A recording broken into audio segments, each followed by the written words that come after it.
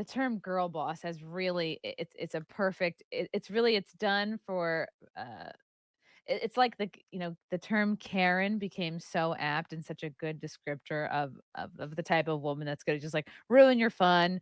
Can I speak Mhm. to the manager? Be a customer service nightmare. And I feel like girl boss, it's like, yeah, we have enjoyed for decades women that are just naturally strong, capable, Mhm. ass kickers, but we weren't calling them girl boss. They were just good characters. And Yeah, now yeah. this term girl boss, everyone knows immediately what that means. It's a Mary Sue. It's someone who's unqualified. It's someone who lacks any type of character arc, hasn't earned their skills or their Mhm, mhm. respect. And I was thinking about it recently, actually, why so many modern, media girl bosses are despised when guys inherently actually really like hot action, girls and stuff like that. And there are multiple answers that I think are quite valid. Uh, one, it's all about execution, fundamentally. And in terms of like action and stuff like that, if you look at these classics, rarely ever did the girl bosses try and intimidate the people they're fighting the same way that men would usually try, like a big solid stare down, walking up, sizing up on someone or something like that.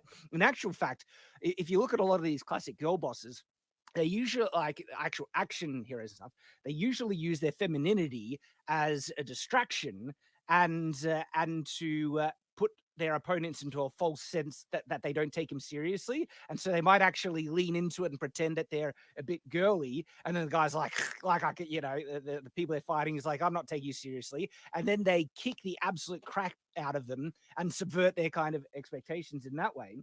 And one of the only like more recent properties that have done this well, where they lean into this juxtaposition of femininity plus insane action combat ability, is Alita Battle Angel, where she is Oh, this yeah, I've heard of that. cute, adorable, naive kind of character persona who is also insanely tough, and those are the things you marry well.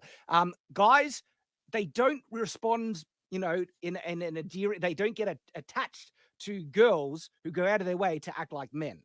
And because Mm. shock horror, Yes! guys aren't most guys aren't attracted to men. Of course, there's exceptions. But guys are attracted to women, and so when women act like women, look at the results. And so there's all these action females, and Ahsoka is a perfect modern example where they have Sabine in her intro doing this whole girl boss moment, and it comes off really try hard because it feels like she's just trying to act like a dude. And it's like, and there's such a intriguing kind of application of the action female action hero that when applied, they can do it in a way that guys can't do. Guys can't pull off, you know, cute, innocent, and kick ass at Right. the same moment, Your right? But feminine wiles. exactly. What guys can do is marry intimidation and an imposing kind of stature with kick-assness and everything, and that's what they do really well. And so, you know, the fact that so many female action heroes are trying to copy the way that male action heroes have usually been presented and behave and everything is just causing them to fall so flat and come off as really like unrealistic, unlikable. And what's sad is because they have this kind of presentation or application of the female action hero tribe that guys can't do nearly as well. It's like women have a problem in being intimidating, Right, you would okay, come because of off gay size. if Yes, you were trying to, like, show a little leg and then be like, "Whoop-a, I've distracted you." Be exactly, like, "This guy's exactly. gay." Yeah, and so women have trouble being an intimidating presence, and guys have trouble being a sexy distraction, and also getting people to underestimate their own abilities as easily as a female action hero can do. And so there's actually these two really significant kind of strengths that each gender can play into when they're doing their action hero trope so much better than the other gender. And they've been trying to just and that's been falling flat. Then there's a big problem with execution with the female action heroes, because they are modern day writers where they're so hell bent in spreading the propaganda that women are strong. And yes, women can be strong, but they're not inherently strong, just like guys. Guys, in terms of emotionality and stuff like that, they're not inherently that type of strong. And if you're doing the action hero trope, well, the action hero is inherently physically imposing and strong. And so we're looking at the other subtle underlining other things.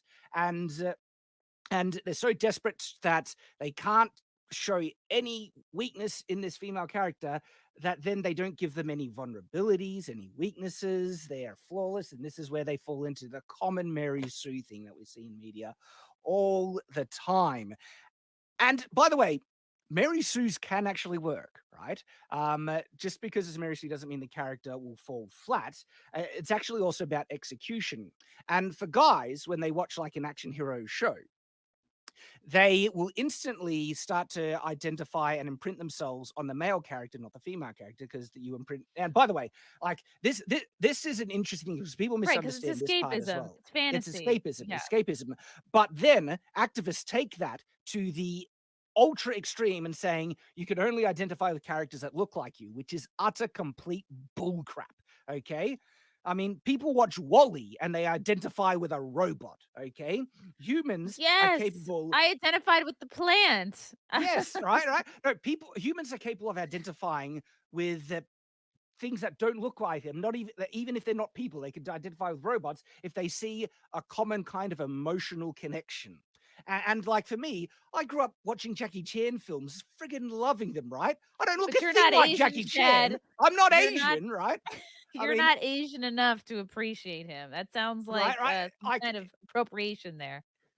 So this push that they have to look like you is actually founded on insane racism. That's saying that I people can only identify with people that have the same skin tones. Like, whoa, You're that's not awful. thinking very much of your audience when you say Yeah. that, by the way. You're Oh. you're actually putting them down quite low, in Oh so yeah, many big ways. time. Low intelligence, low, emotional perceptiveness, everything. Hmm. Yeah, It's massively so. And so just because audiences do identify with the characters they're watching, they don't need to look like them. And but this also applies with the whole action hero and things like that, where a lot of the modern action female characters, right? They will show up and put down and beat up nearly every guy around them. Even the love interests they're shown to be pathetic, wet rags that are useless, basically. And then the guys that are watching this, they're naturally going to identify with the male characters, and the male characters constantly getting belittled by this female action. It's like, of course, that's not going to work. Now, contrast this with some of the earlier Tomb Raider films. She comes across other males in the film that are somewhat, love interests, and they're depicted as competent and strong, and they might not actually be up to her level because she is the main character, but they're not useless. And as a result, when guys watch this, they imprint themselves on the guy, and then they get to and it makes play them out a feel bad. fantasy of getting together with Tomb Oh, Raider yeah. and but now with the modern action thing, if they imprint on the guys, they're friend zoned like Ezra in Ahsoka, Yes. and Oh, Ezra, my god, he yeah, looked like such a bitch on the back of the horse yes, with, Sabine, in the yeah, front, and I was like, "Oh my god." exactly, and He so looked like he was ready to make a latte the whole time. these things shouldn't be complex. It's actually most people understand it intuitively because they respond on a intuitive, natural level because of the natural attractions and the dichotomies between men and women, but they can't put it into words. But so many modern writers, they don't understand a thing about any of this, and they get completely deluded into activism and ideology, and then they end up making just driveling slop that no one's interested in, which is a shame because I love action female characters. I want more. I want more Alita Battle Angel. But instead, we get Yeah. served up this girl boss crap like we see in Ahsoka. That's such a good point you bring up about, the importance of, like, imprinting. I mean, it's obvious, but the way you described it really gives me a deeper understanding, and you look at the modern kind of, like, female action stars that we've been served up the last few years, it almost seems like revenge, you know? It's like the female Yes. writers or whoever's in charge creatively is, like, forcing you, the male viewer, to imprint on basically this loser, this, like, Yes. beta, And all the while, this woman who doesn't have the skills, shouldn't be winning, shouldn't be crushing it, watching them crush it, watching them kick ass. And it's like, well, they haven't done the training, they haven't earned it. Yes. It doesn't matter. The point is, you suck. Yes, and I think it also affects a lot of female viewers imprinting on these girl boss characters, because the reality is a lot of women, they still want a good, strong, competent man in their life. And then if you see Yes. these characters that they're gonna And supposedly, they you know, think admitting that they think admitting that fact of life, that fact of biology that has been a thing for hundreds of thousands, billions of exactly. years. If you admit that as a woman, that makes you somehow weak, stupid, incapable, so many other insults that feminism tells you that you are. Mhm, And a lot of these shows really do reek of feminism, Shad, and like just the way you were mhm. explaining it uh from a guy's perspective watching this, it's like, yeah, of course. And I had a deep thought a few weeks ago, and I did a very long tweet about this, about how when women, they're kind of brainwashed by feminism and the way they act, they're trying to be strong like men instead of being strong like women, Mm. like how you're naturally, what your natural strengths are. Instead, feminism has convinced women to cast away their natural strengths, uh being coy, being charming, having someone underestimate you, right? Using your sex Mhm, appeal. This is why I mhm. get upset every time I see a woman in a turtleneck. I was like, you're just gonna throw that away. You're just gonna Oh, throw God's gifts away. it's about execution. The right turtleneck, Chrissy. It Right. can Wear still a turn turtleneck, but make heads. sure there's a boob window always. Not And even so that. men Yeah. react to this type of woman, like, not even outside of film and TV. A typical man encounters a woman like this, acting like a man, trying to be strong like a man.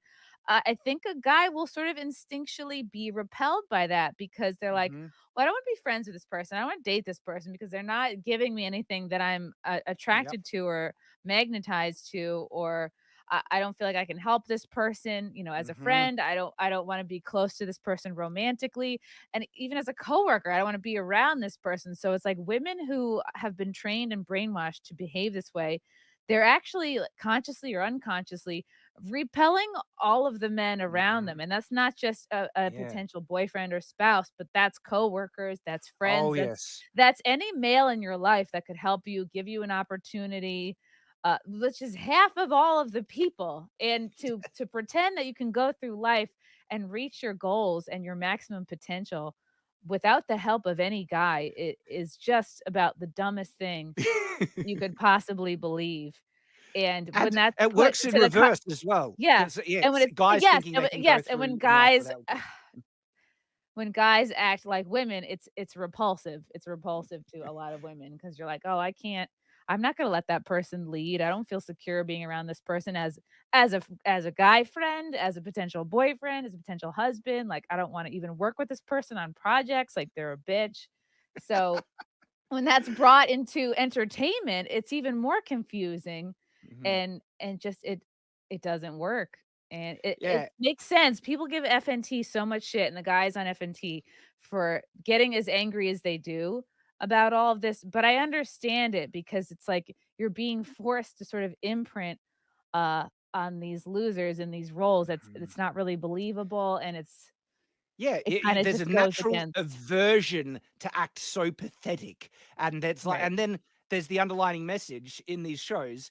This is what the activists want men to be like and act like, completely submissive to every single woman around them. And I'm not saying that men shouldn't listen to women. I think, men should always listen to women on the merit of what they say, right? But the show is depicting them as pathetic, weak, cucks, basically. Wet rags. And you dropped some really significant truth bombs right there. And I want to point out one that stood out to me, is about the fact that people inherently want to feel needed. Okay. And the feeling of being needed by someone else is an incredibly empowering and motivating thing, because someone would only need you if they have confidence in you and they believe that you can help them, that you are worthwhile, that you have worth. And that's such a motivating thing when someone else believes you have worth. That makes you feel better about yourself. This is why fatherhood is so damn important for guys, because there's no greater feeling of that trust than in your own child, and Oh. how much that child needs you. It is something that actually really touches my heart, and most fathers understand this, because guys, also girls, right? We want to feel needed. And that trust that children have and the need that children have for their parents is the ultimate culmination of that. And if you want to feel better about yourself and to build yourself as an individual, that's one of the most powerful and ennobling aspects of it. But even if we were to take it down to just interacting with other people, right? Guys, they usually not only don't have a problem with lifting something heavy for a woman or opening that jar and everything. We don't have a problem. We like doing that. It makes us feel good about ourselves because we like helping other And then I people. get to say, "Well, I loosened it for you." Yeah. Uh, that pickle jar. There's such an important truth there that so many people are missing. And it goes both ways. Women want to feel needed as well, but to try and make them, present themselves as being needed by fulfilling the capacities that men not only like to do often, but usually can do it better because men are bigger and stronger and everything like that. You're just kind of saying that you don't need men, and that's just going to make them feel resentful, and it's going to lead to really really bad things. But the way that women can help men and just society, there are natural ways that they can do so much better than men, that men, they're going to get the exact same fulfillment by feeling needed, by doing those things, because Mm. guys want women to, help them out in life. It's how we build society, by working together.